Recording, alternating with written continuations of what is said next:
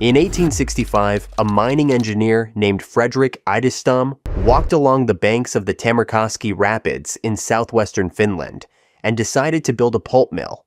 He had recently returned from Germany, where he had learned a new, cheaper method for manufacturing paper, and he believed Finland's endless forests and powerful rivers could turn that knowledge into a fortune.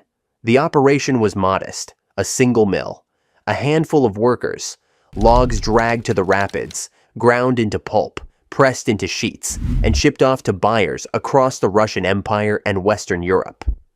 The paper was good. Good enough, in fact, to win a bronze medal at the 1867 Paris World Exposition.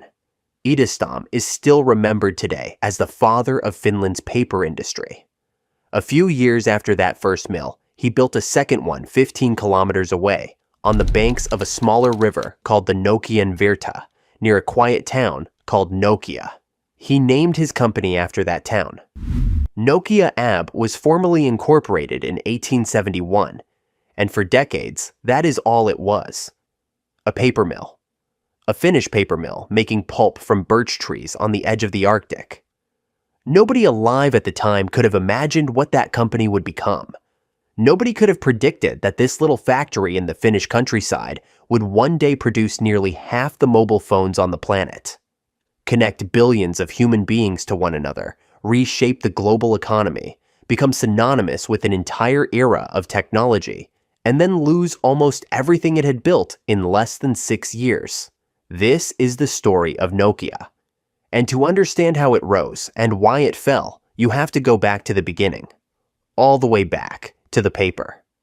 After Idestam retired in 1896, his successor, Leo Meckelin, saw an opportunity beyond paper.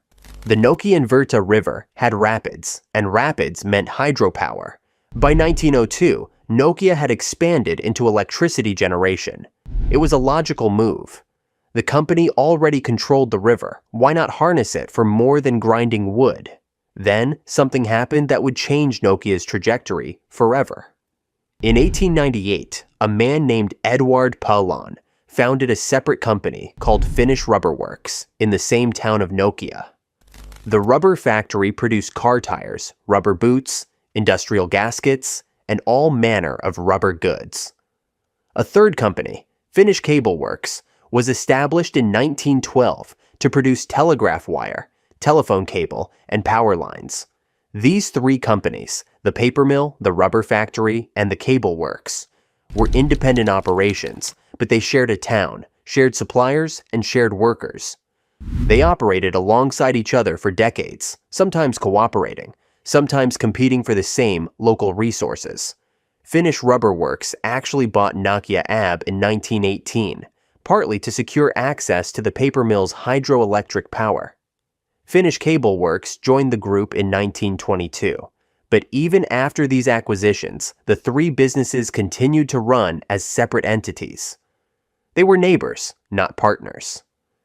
It wasn't until 1967 that the three companies formally merged into a single corporation, Nokia Corporation, a sprawling Finnish industrial conglomerate that manufactured paper, rubber boots, car tires, bicycle tires, toilet paper, television sets, power cables, telephone cables, and military communications equipment.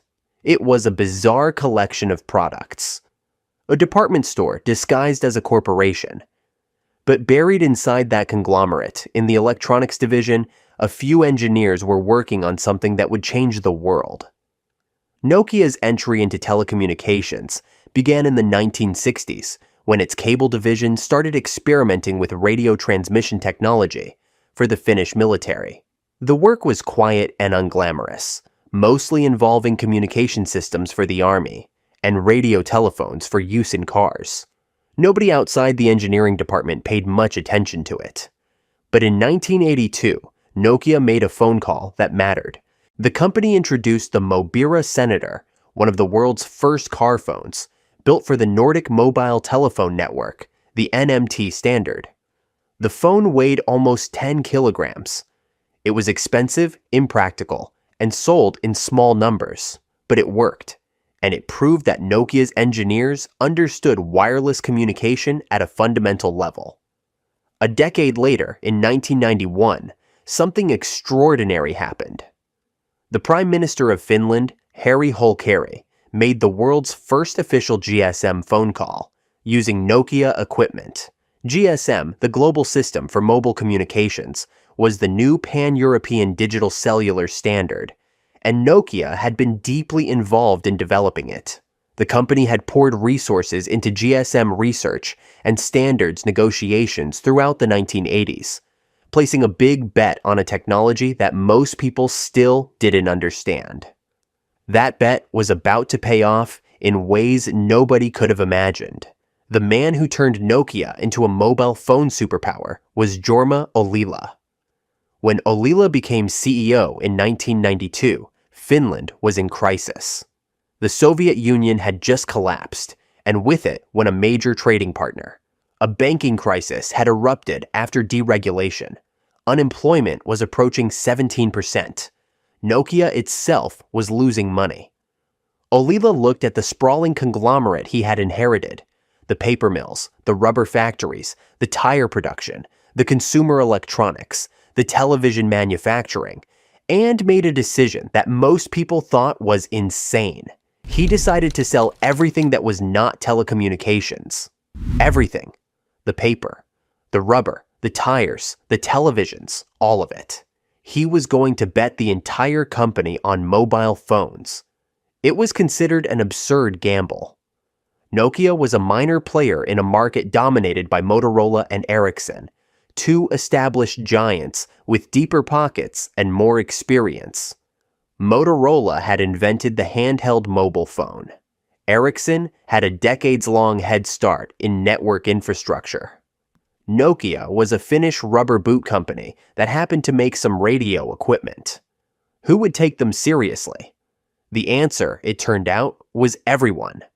Ollila understood something his competitors didn't. He understood that mobile phones were not going to remain expensive toys for businessmen and executives. They were going to become consumer products, mass market, affordable, personal.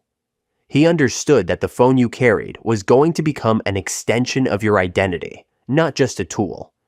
And he understood that design, ease of use, and brand identity mattered just as much as technical specifications. Under Ollila's leadership, Nokia transformed itself at a speed that still astonishes business historians. The company released phone after phone, each one cheaper, smaller, more reliable, and more appealing than the last.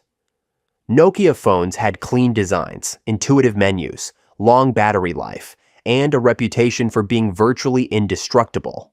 They worked everywhere. They were affordable in Helsinki and Nairobi alike. By 1998, Nokia had surpassed Motorola to become the world's largest mobile phone manufacturer. The transformation took less than 6 years. A former rubber boot company was now the undisputed king of the fastest-growing consumer electronics market on the planet. And then came the product that would cement Nokia's legend forever. In September 2000, Nokia released the 3310. It cost around $100. It had a monochrome screen, physical buttons, and no camera.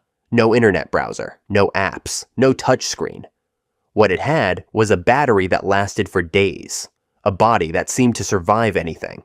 Drops off balconies, tumbles down stairs, encounters with concrete and asphalt that would destroy any modern smartphone in an instant. And it came loaded with a simple, hypnotic little game called Snake 2. The Nokia 3310 sold 126 million units. It became one of the best-selling consumer electronics products in history. It was not just a phone, it was a cultural phenomenon. It popularized text messaging. It turned mobile gaming into a pastime. Its interchangeable faceplates pioneered the idea of personalizing your phone. Even today, more than 2 decades later, the 3310 endures as one of the most recognizable objects in the history of technology. The internet is still full of memes about its indestructibility. Nokia's marketing team couldn't have bought that kind of brand loyalty if they'd spent $1 billion trying. But the 3310 was just the start. In 2003, Nokia released the 1100, a stripped-down, ultra-affordable phone designed specifically for developing countries. It had a built-in flashlight, a feature that sounds trivial, until you remember that hundreds of millions of people in rural India, sub-Saharan Africa, and Southeast Asia lived in areas with unreliable electricity. The flashlight became one of the phone's most beloved features. People used their Nokia 1100 as a torch in villages that didn't have streetlights. The Nokia 1100 sold over 250 million units. It remains, to this day, the best-selling mobile phone of all time. Not the best-selling smartphone, the best-selling mobile phone, period. More than the iPhone 6, more than any Samsung Galaxy, more than anything that has come before or since. At its peak, Nokia's product lineup was staggering in its breadth. In 2004 alone, the company introduced 36 different phone models, covering every conceivable price point and feature set. Cheap phones for first-time buyers in Lagos. Rugged phones for construction workers in Sao Paulo. Multimedia phones with cameras and music players for teenagers in London. Business phones with email and calendar integration for executives in New York. Nokia had a phone for everyone, everywhere, at every price. And they sold them by the hundreds of millions. The numbers from Nokia's golden age are almost hard to believe. In 1994, Nokia had released the 2100 series, which came preloaded with a ringtone adapted from a 19th century Spanish guitar piece called Gran Vals by Francisco Tárrega. That ringtone, known simply as the Nokia tune, became the most widely heard melody in human history. At its peak, it was estimated to play 1.8 billion times a day around the world. More people heard the Nokia tune on a daily basis than any piece of music ever composed. Between 1996 and 2001, Nokia's revenues skyrocketed from 6.5 billion euros to over 31 billion euros. By 2007, the company's annual revenue had climbed past 51 billion euros. Nokia sold 435 million handsets in 2007 alone. The company controlled approximately 40% of the entire global mobile phone market. In some measurements and some quarters, that number reached nearly 50%. Nokia sold its billionth phone in 2005. Think about that for a moment. 1 billion phones.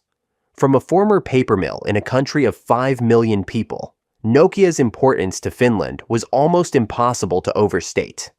At its peak, the company accounted for roughly 4% of Finland's entire gross domestic product. It represented about a quarter of Finnish economic growth during its boom years. It funded approximately 45% of all business sector research and development in the country. Nokia was responsible for almost a quarter of Finland's total exports. Nokia didn't just build phones, it built modern Finland. The company's market capitalization peaked at close to 110 billion euros on the Helsinki Stock Exchange in 2007. By comparison, the entire country's GDP was roughly 186 billion euros that year. A single corporation, born from a paper mill, was worth more than half the economic output of the nation it called home. And then, Steve Jobs walked onto a stage in San Francisco. On January 9, 2007, Jobs stood before the audience at Macworld and introduced the iPhone. He described it as 3 products in one. A widescreen iPod with touch controls, a revolutionary mobile phone, and a breakthrough internet communications device. The audience cheered. Tech journalists wrote breathless reviews, and at Nokia's headquarters in Espoo, Finland, the reaction was something closer to a shrug. Nokia's leadership was not worried. Publicly, CEO Olli-Pekka Kalasvuo, who had succeeded Ollila in 2006, said Nokia had nothing to worry about. Internally, the sentiment was even more dismissive. The iPhone had no physical keyboard. It had a terrible camera. Its battery life was poor. It couldn't even send MMS messages at launch. It was expensive. It was available only on one carrier in one country. Nokia was selling nearly half the phones on the planet. Apple's market share was a rounding error, and the thing is, on paper, they were right. In late 2007, Nokia still controlled around 50% of the global smartphone market. Apple's share was approximately 5%. Nokia's own N95, released in early 2007, was in many ways a more capable device than the first iPhone.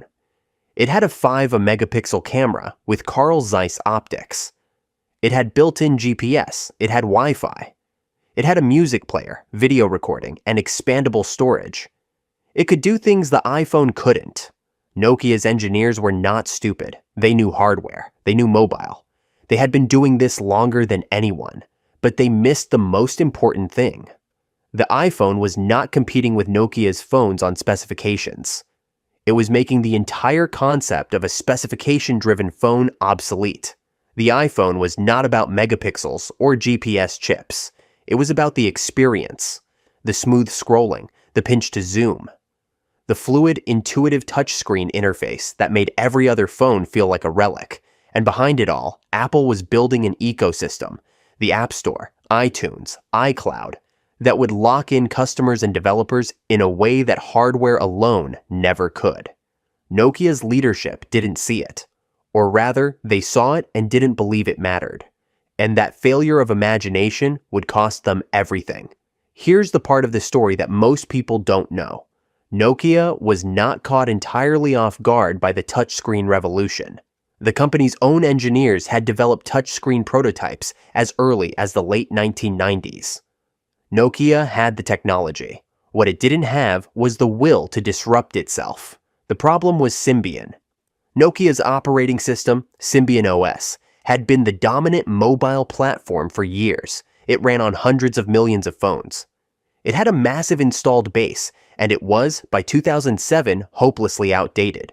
Symbian had been designed for an era of small screens, physical keypads, and limited internet connectivity. Adapting it for the touchscreen era was like trying to renovate a mud hut into a skyscraper. The foundation was wrong. Nokia's engineers knew this. They told the management. They proposed alternatives. Some even suggested adopting Android, the open-source mobile operating system that Google had unveiled in late 2007, and that was rapidly gaining traction. But management dismissed these warnings. Symbian was familiar. Symbian was cheap to license. Symbian had market share. Why fix what wasn't broken? Except it was broken, and it was getting worse. Developing new features for Symbian was agonizingly slow. One Nokia employee reportedly joked that Chinese manufacturers could design, build, and ship an entire phone in the time it took Nokia to polish a PowerPoint presentation about one. The bureaucracy had become suffocating. Fear permeated the organization. Employees protected their careers instead of innovating. Bad news didn't flow upward. Decisions were made in isolation by executives who were increasingly disconnected from the reality of the market. In late 2007, Google announced the formation of the Open Handset Alliance and the development of Android. Samsung, HTC, LG, and dozens of other manufacturers jumped on board. A second front had opened in the smartphone war, and Nokia was now fighting on two fronts, against Apple from above and Android from below, with an operating system that couldn't keep up with either. By 2010, the situation was dire. Nokia's smartphone market share had fallen from roughly 50% to about 30% and was dropping fast. Apple had sold 47.5 million iPhones that year. Samsung was shipping 23 million smartphones and climbing rapidly. Nokia was still selling over 100 million smartphone units, but the trajectory was unmistakable. The line was pointing down. And it was pointing down fast. In September 2010, Nokia's board made a decision that would become one of the most debated moves in corporate history.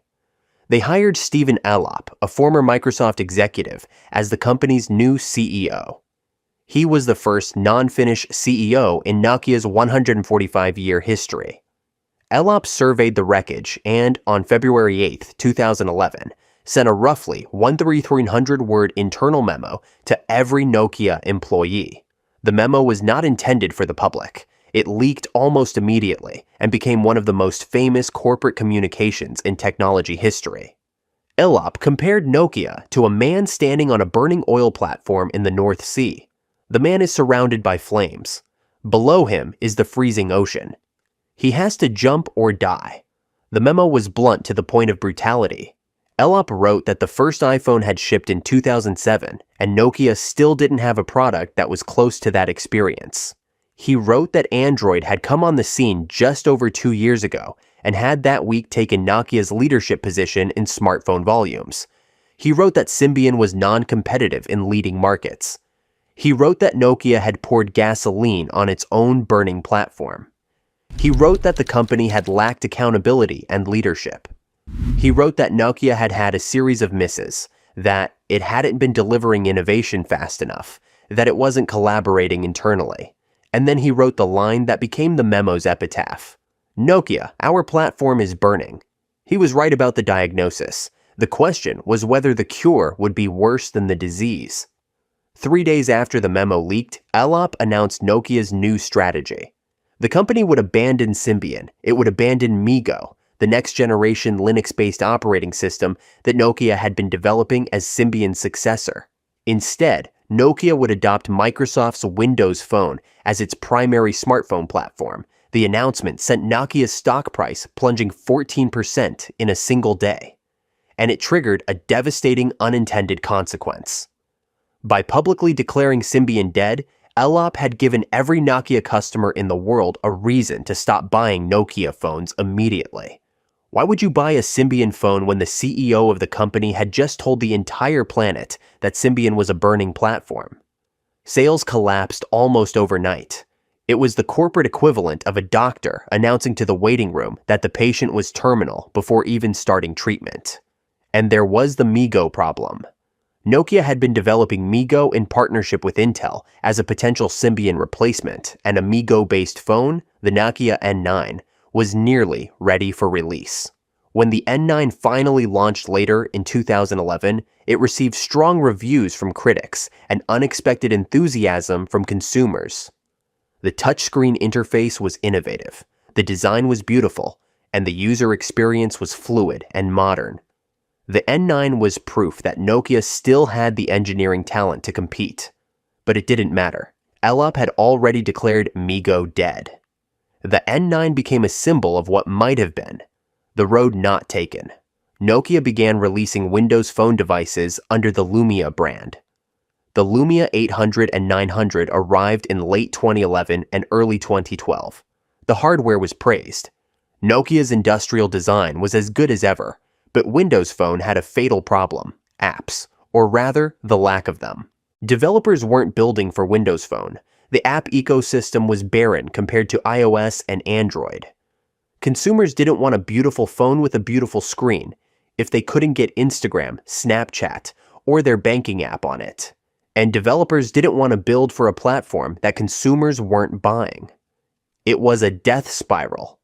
No apps meant no users. No users meant no apps. The numbers tell the story with merciless clarity. During Elop's 3 years as CEO, Nokia's revenues fell 40%. Profits fell 95%. Smartphone market share collapsed from 34% to 3.4%. Nokia's credit rating was downgraded from A to junk status. The company's share price dropped by 60%. Nokia's market capitalization hemorrhaged roughly $13 billion in value. The Financial Times would later calculate that Nokia shareholders ended up paying Elop a bonus of approximately €1 million for every 1.5 billion in market capitalization he destroyed. The company that had shipped 463 million phones in 2007 shipped just 4.4 million in 2013. On September 3, 2013, Microsoft announced that it would acquire Nokia's devices and services business for €5.44 billion, approximately $7.2 billion. The deal included a 10-year patent license, roughly 32,000 Nokia employees transferred to Microsoft. The transaction closed in April 2014. Stephen Elop returned to Microsoft as an executive vice president and received a departure bonus package of €18.8 million, a payout that Finland's prime minister at the time publicly called outrageous. The deal was a catastrophe for Microsoft too. In 2015, Microsoft wrote down $7.6 billion on the acquisition, more than the purchase price, and laid off approximately 25,000 employees, most of them former Nokia workers. In 2016, Microsoft sold the feature phone assets and the Nokia brand rights to Foxconn and a Finnish company called HMD Global for roughly $350 million. To put that number in perspective, Nokia's mobile phone business had gone from a market valuation in the neighborhood of $99 billion to a sale price of $350 million in less than a decade. That's a loss of over 99% of its value. The question that haunts every analysis of Nokia's fall is whether it was inevitable. Could Nokia have survived the smartphone revolution? Could it have adapted? The honest answer is complicated. Nokia's engineers were brilliant. They had the technology, they had the patents, they had the manufacturing scale and the distribution network to reach every corner of the planet. They had a brand that billions of people trusted and loved. What they didn't have was a culture that was willing to cannibalize its own success. They didn't have leadership that was willing to endure short-term pain for long-term survival. And they didn't have an operating system that could compete in the new world. If Nokia had adopted Android in 2010 or 2011, as Samsung did, it's entirely possible that the company could have become one of the dominant smartphone makers of the 2010s. Nokia's hardware design was excellent. Its global distribution network was unmatched. Its brand was still strong in dozens of countries. The combination of Nokia hardware and Android software could have been formidable, but Nokia chose Windows Phone instead, and that choice was fatal. Some analysts believe the decision was driven by Elop's Microsoft background. Others argue that Nokia's board feared becoming dependent on Google's ecosystem, which would have reduced Nokia to a commodity hardware manufacturer. Still others point to the financial incentives Microsoft offered Nokia to adopt Windows Phone. Whatever the reason, the result was the same. Nokia chose a dying platform and died with it. Nokia's story did not end with the Microsoft sale. The company retained its network infrastructure business, its mapping division, and its patent portfolio. In 2015, Nokia acquired Alcatel-Lucent, the Franco-American telecommunications equipment giant, for 15.6 billion euros, reinventing itself as one of the world's leading providers of 5G network infrastructure. Nokia today is a legitimate player in the telecommunications equipment market, competing with Ericsson, Huawei, and Samsung networks for contracts to build the backbone of the world's wireless networks. HMD Global, the Finnish company that bought the Nokia phone brand from Microsoft, began releasing Nokia-branded Android smartphones in 2017.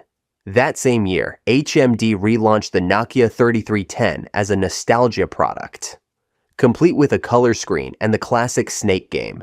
The phone sold for 49 euros. People bought it for sentimental reasons.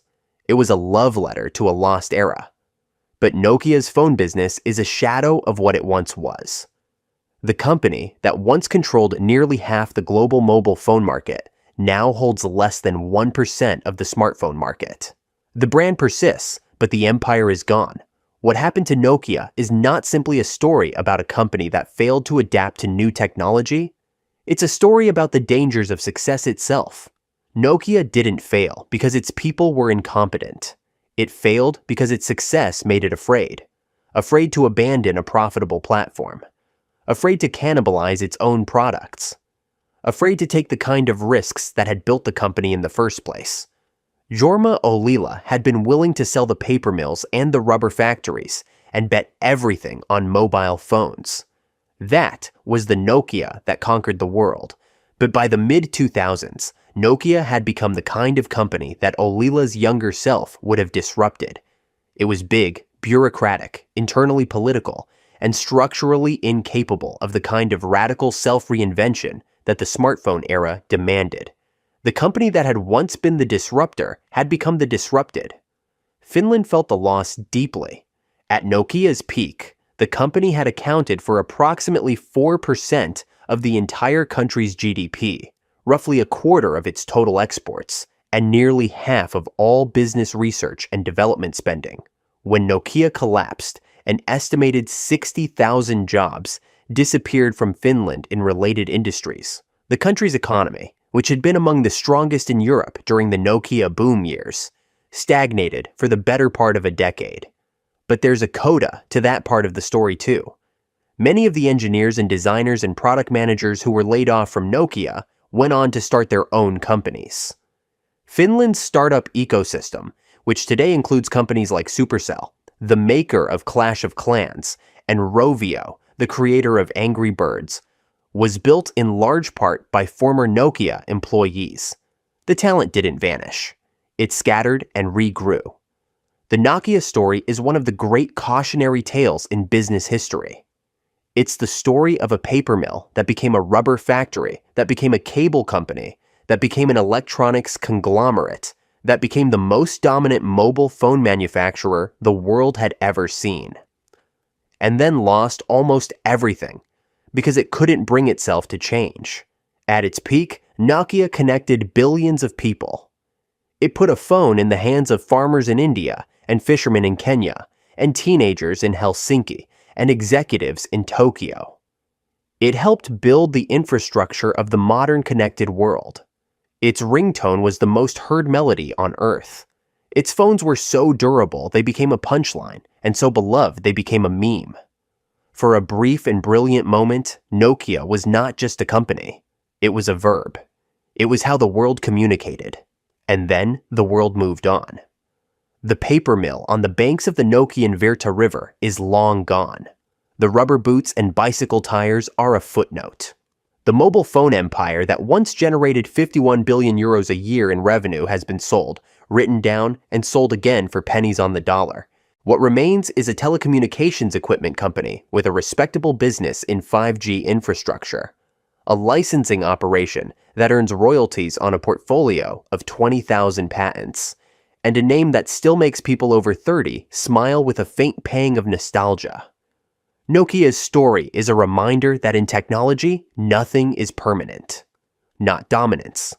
Not market share. Not even love. The company that was too big to fail was not too big to fall. And the phone that was too tough to break could not survive the world that broke around it.